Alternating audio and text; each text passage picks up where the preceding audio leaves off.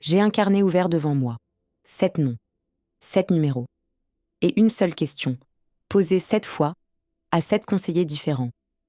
Qu'est-ce que vous remboursez vraiment, si demain je tombe gravement malade ? Ce que j'ai entendu pendant ces appels m'a fait comprendre une chose. Les mutuelles ne te cachent pas ce qu'elles vendent, elles te cachent ce que toi, tu achètes. Premier appel. Une voix douce, presque maternelle. Elle me parle de garantie renforcée, de prise en charge à 300%, de confort hospitalier. Je note tout. Puis, je pose la question qui dérange. Et si j'ai un cancer dans 6 mois ? Silence. 3 secondes. Puis, bien sûr, monsieur, mais il y a un délai de carence. Voilà le premier mot qu'aucune pub ne t'apprendra. Délai de carence. Le temps pendant lequel tu cotises sans être couvert. Parfois 3 mois, parfois 9. Sur certaines garanties lourdes, jusqu'à 1 an. Et là, tu commences à comprendre. Tu paies dès le premier jour. Eux ne paieraient qu'après. Deuxième appel. Je demande les 300% de remboursement, annoncés en gros sur le devis. La conseillère hésite. Alors, 300% du tarif de base de la sécurité sociale. Je sors ma calculette. Le tarif de base d'une consultation chez un spécialiste, c'est 30 €. 300% de 30, ça fait 90. Sauf que le spécialiste, lui, en facture 180. Tu vois la mécanique ? Le pourcentage est énorme. Le plafond, lui, est minuscule. Et personne ne te le dit clairement. Parce que ce n'est pas illégal de cacher ce qui est techniquement écrit en page 47 du contrat. Troisième appel. Je demande combien je vais payer dans 20 ans. Long silence. Les cotisations sont susceptibles d'évoluer, monsieur. Évoluer. Joli mot. Voici la vérité. À 35 ans, tu paies 40 € par mois. À 65 ans, pour le même contrat, tu en paieras 180. À 75 ans, presque 300. Ils appellent ça la modulation par tranche d'âge. Moi, je l'appelle l'impôt sur la vieillesse. Sauf que cet impôt-là, c'est toi qui as signé pour le payer. Et c'est là que tout bascule. Parce qu'à ce stade, tu te dis, d'accord, il suffit de trouver la bonne mutuelle.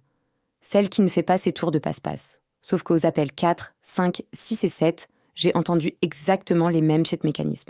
Pas similaires. Identiques. Avec des noms différents, des plaquettes différentes, des logos différents. Le même squelette en dessous. Et tu réalises quelque chose de beaucoup plus dur. Le problème, ce n'est pas la mutuelle que tu choisis. Le problème, c'est le modèle lui-même. Une mutuelle est une entreprise. Elle doit forcément encaisser plus qu'elle ne dépense. Ce qui veut dire, mathématiquement, sans exception, que la moyenne des assurés paie plus que ce qu'elle recevra jamais. Sinon, la boîte meurt. Donc, soit tu es l'exception qui tombe gravement malade et qui rentabilise son contrat, soit tu es la règle et tu finances l'exception des autres. Quatrième révélation, la plus polie de toutes, le réseau de soins. Ils te disent « Vous serez mieux remboursé chez nos opticiens partenaires ». Traduction.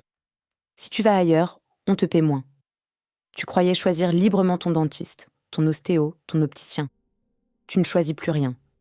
Tu choisis dans une liste qu'ils ont négociée pour faire baisser leurs coûts, pas les tiens. Cinquième chose qu'aucune des 7 n'a mentionné spontanément, la résiliation. Avant la loi de 2020, ils te bloquaient 1 an entier. Aujourd'hui, c'est plus simple sur le papier, mais il faut une lettre, un recommandé, parfois un transfert. Et pendant que tu hésites, eux prélèvent. Chaque mois. Sans relance, sans rappel.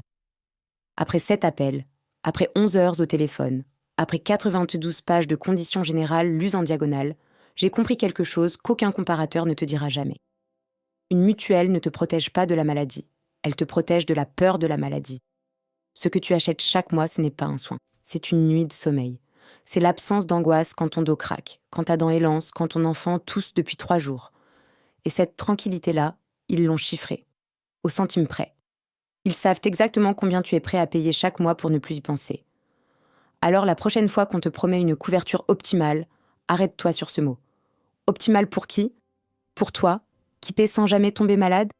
Ou pour eux, qui encaissent surtout quand tu vas bien ? Une mutuelle, ce n'est pas une assurance contre la maladie. C'est un pari contre toi-même.